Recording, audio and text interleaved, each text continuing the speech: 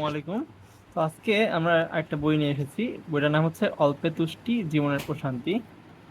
লিখেছেন আব্দুল আল মারুফ। তো বইটার একটা ঘটনা আছে, সেটা হচ্ছে আমি প্রথমে এটা কিনেছিলাম।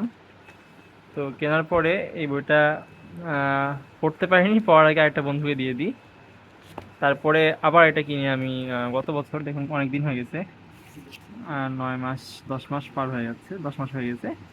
তো বইটা মূলত আপনার আহ, সুন্দর। আপনাদের যদি সূচিপত্র দেখায়, দেখতে পাচ্ছেন যে অল্পতুষ্টি পরিচয়, ইসলামী নির্দেশনা, তারপর ক্ষেত্রসমূহ, এরপরে গুরুত্ব তাৎপর্য,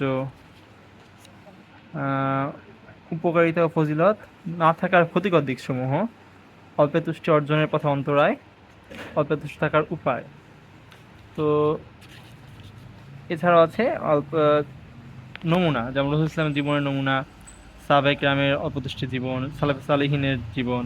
তো এরকম করে বেশ রেফারেন্স ভিত্তিক একটা বই। দেখুন আমাদের এখানে রেফারেন্স ভিত্তিক একটা বই, সুন্দর একটা বই। এটা আপনারা পড়তে পারেন ইনশাল্লাহ। বইটা আমার কভার কোয়ালিটি থেকে শুরু করে সবকিছু ভালো লেগেছে, কালার কম্বিনেশন।